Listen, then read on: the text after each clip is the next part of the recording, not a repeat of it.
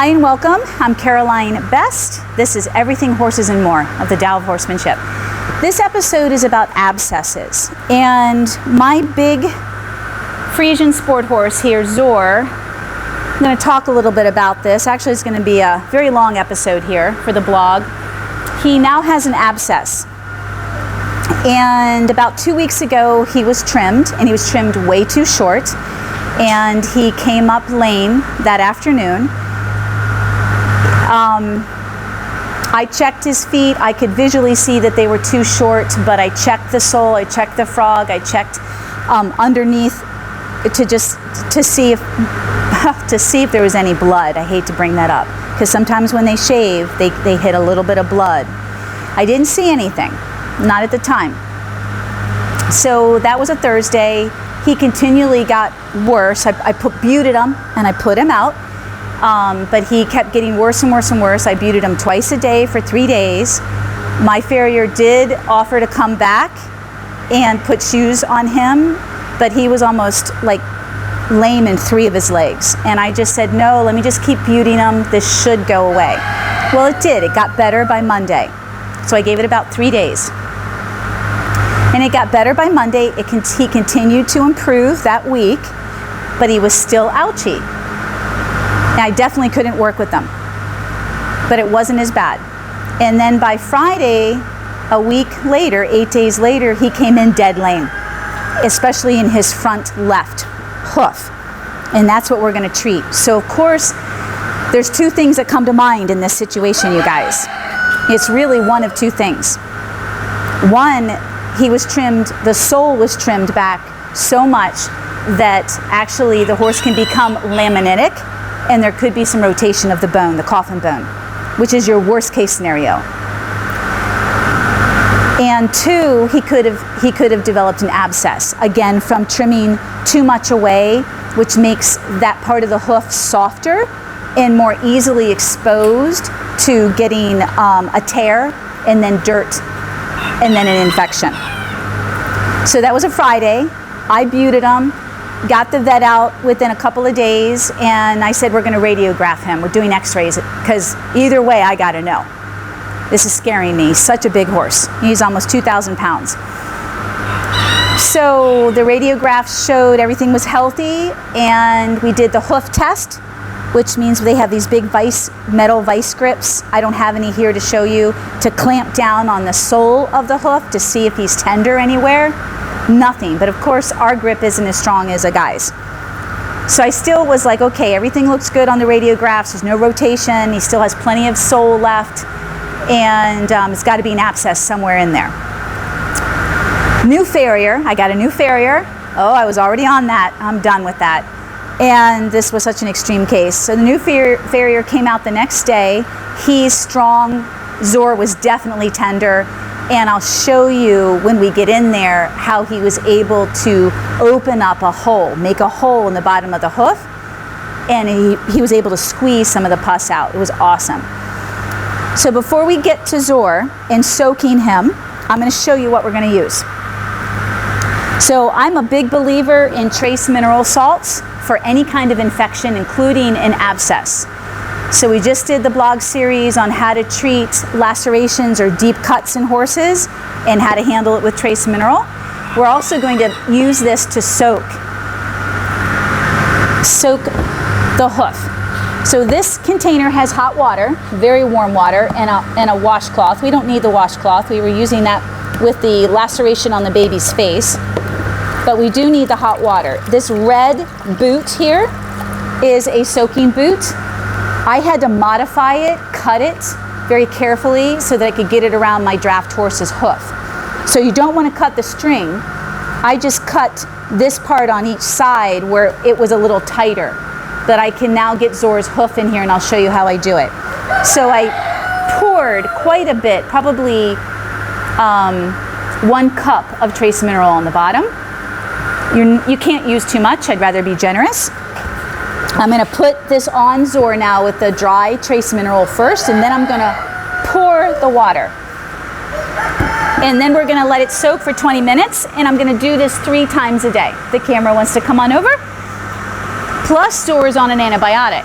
So because he's so big, he is on about 18 to 20 tabs of SMZs, antibiotic, twice a day. Now, of course, your horse has to be very well mannered and trusting. I don't tie my horses. That's not the way I work, unless I have to. But the work that we do here is to get your horse to the point when you handle them, when you groom them, when you bathe them, when you have to doctor them, that they trust you so much that they work with you. So that's, I'm gonna let him drink. That's where we're at right now.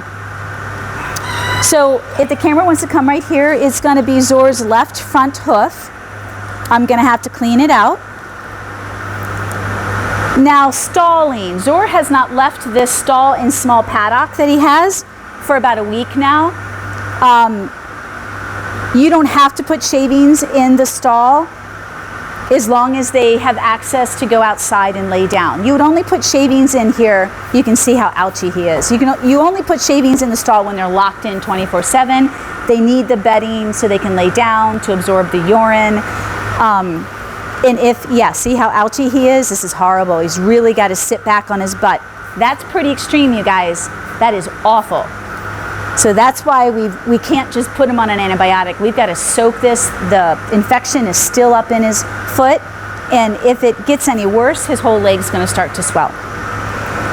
So we'll just come on in here. I don't want to make him any more uncomfortable than he already is. So he's going to be good at giving me his hoof because he's a good boy. We're just going to clean this. And if the camera wants to focus in on the hole that the farrier was able to create. So this side was really tender. And I'm going to pick away. It has trace mineral and manure in there and it hurts. Okay, all right. Put the bag on with the dry salt. Good boy. Of course, your horse has to be good with this. This is Zor's first time, by the way, guys. I've used buckets. And then I'm like, I've got soaking boots here. So how can I make this easier? And then we're going to pour the hot water. Good boy. Now you're going to want this for 20 minutes. Oh, I was afraid of that. But I have one side. And you don't really need to soak the coronet band. You don't want it up high, you guys. You just want to get the bottom of his hoof because you really don't want the coronet band getting any softer. I am going to lock him in here. Not that he wants to walk anywhere, but just in case. And time it for 20 minutes. And there goes the boot. And that's why you want to make sure that you don't, I had to cut this, you guys, because he's just such a big boy, but you want to make sure that it's tied. Oh, big, I know. He's such a good boy.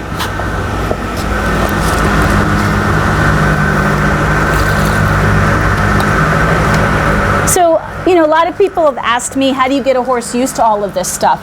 I don't, you guys. This is the first time he's had a boot. It was the first time he's ever had to soak in a bucket. You don't have to expose your horse to all of these things if they trust you. They'll be, take your time to let them explore it, get curious, get comfortable with it. I'm just waiting till he relaxes because this is new for him. He's never had the boot on. Good boy. And they're smart, you guys. I've dealt with so many different injuries and sicknesses, including liver disease with Smokey for months. And they know when you're saving them. They know when you're helping them. Just let them figure it out. Before you know it, they're going to be helping you. So I'm just going to tighten that. But I'm going to stay here just so he stops thrashing around so much.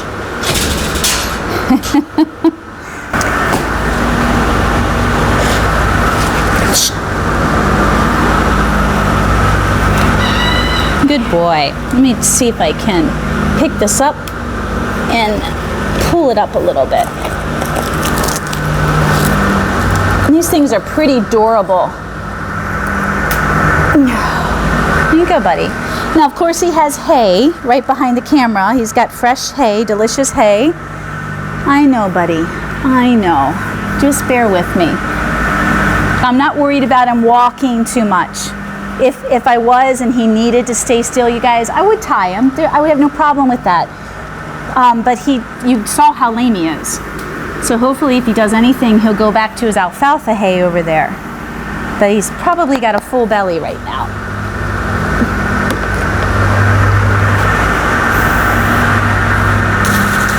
That's a good baby. I know, buddy. I know you're in pain. I know, sweet boy. I'm gonna wipe his face too while we're just hanging out. You guys got to see me work with the young horse of mine. I call him the baby, but he's 15 months old. And then, you know, the baby's not really comfortable with this still. Wiping takes a lot of trust. This is their flight zone. Their face is their flight zone. Oh, I know. So you got to make it feel good. You got to put your love into it. And then all your horses get used to it. It's not a big deal. Feels good. Oh, the salt's behind the ears. You poor thing. It's been so hot here. Good boy. So see, just a good time. It's a time to spend with them. There he goes. Good. Good, good, good, good. So yeah, if I can keep him busy with hay, awesome.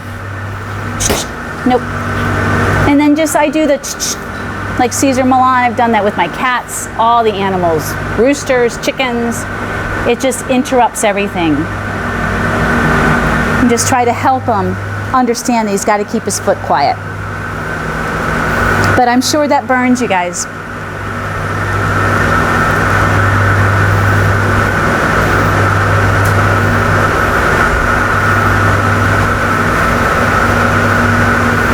Hi, baby. So again, you'll want to do it in the morning, after lunch, and then in the evening. He's on antibiotics twice a day, AM and PM. And we'll leave him alone while I talk a little bit more about abscesses. So the information that I'm going to be reading right now, because it's just easier for me to stay focused, I will be providing on the blog in written form. So you guys will have this information. It's just easier for me to read it so I stay on track. I don't stay on track very easily. So abscesses, how they happen. The most common cause of lameness, particularly in wet weather conditions following a long dry period, is a subsolar hoof abscess, subsolar on the bottom of the hoof, also known as pus in the foot. This can also happen if your farrier trims your horse too short, like I was explaining with Zor, because it causes the trimmed area to become vulnerable and soft. And then the softer the tissue, if it bleeds especially, obviously it opens up and dirt can get inside of it and trapped inside of it.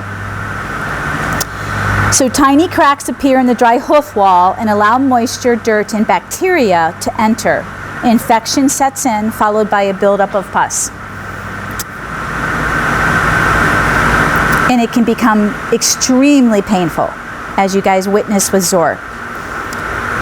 Now, most horses will blow a lateral abscess, as I call it. And I don't think I have anybody here that I could show you. And all of the horses here in my facility, and most of them are my horses, blow these lateral abscesses weekly. And they're very superficial, and they're from the coronet band. They can be on the coronet band, and it's lateral, horizontal, or they can be on the hoof wall.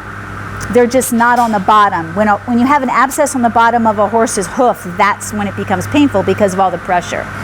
But when they're lateral and they're on the hoof wall or the coronet band, it's never painful. Never had a lame horse, and sometimes you'll see a big opening or where it's blown out, And that's very normal, again, especially when you've got a lot of dew like we do down here. It's so warm in the evenings in the summer, and the grass is so wet in the morning, and then it heats up and dries out. And so you have these hot and cold temperature changes that just cause a lot of that. And then, of course, the hoof is getting really soft, and the cornet band is especially, and allowing a lot of dirt and bacteria to get trapped inside. So if you see those, don't worry about them. And like I said, sometimes they're deep pockets, like you'll see an actual opening. How to recognize a hoof abscess. So here's your checkpoints. Be vigilant of any slight or intermittent lameness that becomes more pronounced until the horse almost bears no weight, like Zor, on the affected leg. More weight may be carried on the toe to protect the heel. But then again, if it's a laminitic situation, they're not going to put any weight on their toes, and they'll put all their weight on their heel and hold their hoof out like this. The affected foot may feel hotter. Then you can always use cold water or ice and ice the hoof down. Put the hoof in a bucket with ice or cold water. Absolutely. They also sell equipment for this. There may be a noticeable or pounding digital pulse that you can feel towards the back of the fetlock area, above the heel, the bulbous heel. The leg may become swollen. That's an obvious sign. The horse looks like they're in severe pain, distress. They don't want to move. If not drained, the abscess will eventually burst, hopefully. But how many weeks are you going to go through your horse being dead lame? That's not good either, you guys. And they need to be able to walk around to keep pumping circulation through the frog into the hoof. So it's not good. You don't just want to wait for it to burst. So if your farrier or your vet can't identify the abscess or the point of the abscess, you're going to need to soak it. Just start soaking it. I guarantee you within a week of soaking 3 times a day, hot water, Epsom salt or trace mineral salts, it's going to, just the weight, the gravity of that, the infection will pull through. So how to treat a hoof abscess. Oh my gosh, if the camera can just turn around. That is pathetic. Well, hi. Do you, oh, the knicker, he just gave me a knicker. You want to come out? You love the camera. Come on. You can help me finish this. Come on, Stinky. This is Legend. One of the schoolmasters who's retired. He's going to go help himself. All right, so how to treat a hoof abscess. So arrange a visit. This is where I start. Number 1, arrange a visit from either the farrier or vet as soon as possible. So you guys can do a diagnosis, a process of elimination. Either one can perform a hoof test with the pinchers by applying strong or direct pressure to the hoof or sole. So they can do all around the hoof just to see where it is, or they can do underneath the sole. Once the horse reacts to the pressure, hopefully, now if they don't, I would just recommend soaking, like I said, for as long as it takes. So once the horse reacts to the pressure, you will have found the infection. And then your farrier should be able to create a hole like mine did to help it drain, help you pull it out with the soaking. If your vet or farrier cannot find signs, I recommend getting a radiograph, an x-ray, just to make sure it's nothing else, or to help determine where it is. Now, our radiographs did not see any pocket of infection, but at least I knew that he didn't have rotation and it wasn't any worse than an abscess. Soaking the hoof 3 times a day for 20 minutes at a time with hot water, as I said, Epsom salt or mineral, will help soften the hoof, make a weak spot for the infection to be pulled down through the natural law of gravity. I also, after I'm soaking, if I need to wrap him, I will pack him with trace mineral. Pack that opening with trace mineral, and then ichthymol, which is a drawing salve. I'm going to go grab that. The camera wants to come down just a little bit. Maybe we can avoid the noise of the lawn mowers. I'll come back up here.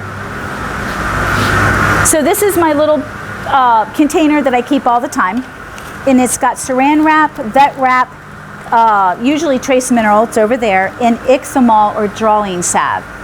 And so if I need it, I'm not going to wrap Zor, not yet, because he's getting soaked 3 times a day. But when I'm done soaking him, I'm gonna pack that hole with trace mineral and a little bit of ichthymol and just leave him alone. You could wrap it though. Thank you, Ledge. And then you know that the applications will stay on him. So most of the time you're going to want to wrap it. After you pack it with the trace mineral, after the soak, you pack it with the trace mineral, you put the ichthymol on, and yeah, I would wrap with the saran wrap because it creates heat, which you need. You need to keep pulling that down, that infection, and pulling it out, and then vet wrap. And if he could walk and he needed to go outside, you would put duct tape on as your last layer. Duct tape's really durable. Always put them on an antibiotic, even if you can't locate the abscess. And a lot of vets, if they can't locate it, they're stinkers. They don't want to give you an antibiotic. We have so many horses always, especially when I was busier with horses in training, that, you know, I always have Banamine, Bute, and SMZ tabs, and plenty of it, because you just never know. And so again, depending on how lame your horse is, he's pretty severe. You saw how he literally sat back to move. I will keep him in. Now he has access to a paddock where he can lay down, so I'm not going to bed him. But if he didn't have access and I had to keep him locked up in a stall, I would have a lot of shavings in there to help keep him comfortable and to absorb his urine. So that's it. You're going to find all of this copy writing on the blog, so you guys have your little checklist. And I look forward to hearing from you. Leave comments, questions, and may you always be one with your horse.